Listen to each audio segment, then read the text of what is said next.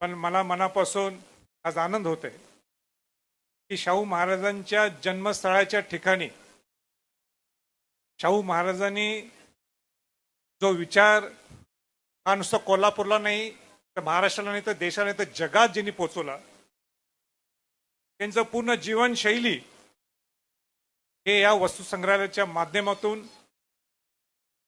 हे आपल्याला सर्वांना पाहायला मिळणार आहे. आज लोक अर्पण सोहळा सुद्धा त्याचा झालेला आहे. राजश्री छत्रपती शाहू महाराज हे काय नुसते कोल्हापूर जिल्ह्यासाठी हे मर्यादित नव्हते. राजश्री शाहू महाराजांचा विचार हा जगापर्यंत पोहोचला आणि जगात शाहू महाराज कुठं कुठं गेले हे सुद्धा आपल्याला या संग्रहालयाच्या माध्यमातून पाहायला मिळेल. लंडनला गेले असतील, महाराष्ट्रात पिंपळगाव बसवंतला गेले असतील, खामगावला मराठा परिषदला गेले असतील, नागपूरला बहिष्कृत समाजाच्या अधिवेशनाला गेले असतील, पिंपळगाव बसवंतला तर फार मोठा इतिहास आहे. ते सगळं इथं वर्णन हे आपल्याला शाहू महाराजांच्या वेगळ्या वेगळ्या गौरवशाली किंवा किंबहुना ज्या पद्धतीने एक विजन बॉन्ड कार्यक्रम करून शाहू महाराज कसे आले होते प्रतिकूल परिस्थितीत, हे खरोखरच उल्लेखनीय आहे.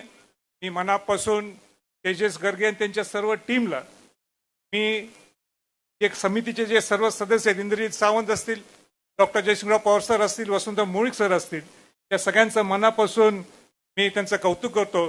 कोल्हापूरकरांच्या वतीनं त्यांचं अभिनंदन सुद्धा करतो. पण शेलार साहेब, मला माहीत नव्हतं मी बोलायचंय, पण 2 मिनिटं बोलायला दिल्यामुळे एक संधी सुद्धा मी सोडणार नाही बोलायची. आणि ते म्हणजे आपण इथं आलात, आपण आपलं काम करण्याची पद्धत, की पूर्वी सांस्कृतिक मंत्री कोण आहे हे काही माहीत नसायचं, सांस्कृतिक मंत्री कुठं गायब झालाय हे सुद्धा आम्हाला समजायचं नाही.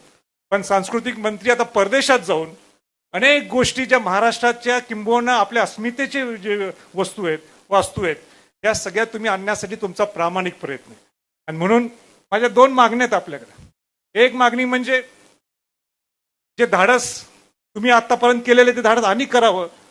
ते मी खासदार असताना सुद्धा पंतप्रधान नरेंद्र मोदीजींना सुद्धा पत्र दिलं होतं. ते म्हणजे जगदंबा तलवार. मला माहिती आहे अवघड आहे ते, पण जगदंबा तलवार सुद्धा, जिचं नातं सुद्धा कोल्हापूरचं आहे, त्याच्यावर मी काही खोल जात नाही, पण ती जगदंबा तलवार सुद्धा आपण लीजवर असेल पण आपण ती आणावी अशी मी आपल्याला सर्वांना आपल्याला विनंती करीत आहोत. दुसरं, एक रायगड प्राधिकरणचं अध्यक्ष म्हणून मला एक आपल्याला सांगायचं आहे की तिथं खाली शिवसृष्टी होती आणि तिथं एक स्टेट ऑफ आर्ट, हे Shivaji Maharaj under one roof, नुसते शिवाजी महाराज म्हणजे शिवाजी महाराज एकटे नाहीत, तर त्यांच्याबरोबर ज्यांनी हिंदवी स्वराज्य स्थापन होण्यासाठी ज्यांनी प्रयत्न केले ते एका छताखाली येणार आहेत. पण त्यासाठी सुद्धा अनेक पुरातत्व खाते, केंद्र पुरातत्व खात्याच्या माध्यमातून अनेक वास्तू या 75 वर्षात जे सापडलेले आहेत, हे सगळे संभाजीनगरच्या पुरातत्व खात्याच्या कपाटात बंद आहेत संभाजीनगरला. त्या सुद्धा त्या आणावेत, आपण प्रयत्न करावेत आणि ते सगळ्या सामान्य माणसाला, सगळ्या देशातल्या शिवभक्तांना ते पाहायला मिळाल हे आपण प्रयत्न करावेत अशी मी विनंती करू इच्छितो.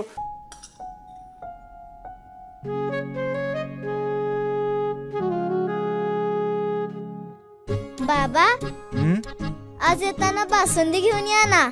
अगं, कालच आपण आईचा वाढदिवस होता म्हणून आणली होती ना.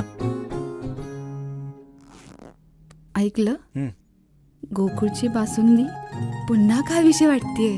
खरं सांगू, मलाही खावीशी वाटतेय. पुन्हा पुन्हा खावीशी वाटणारी गोकुळ बासुंदी.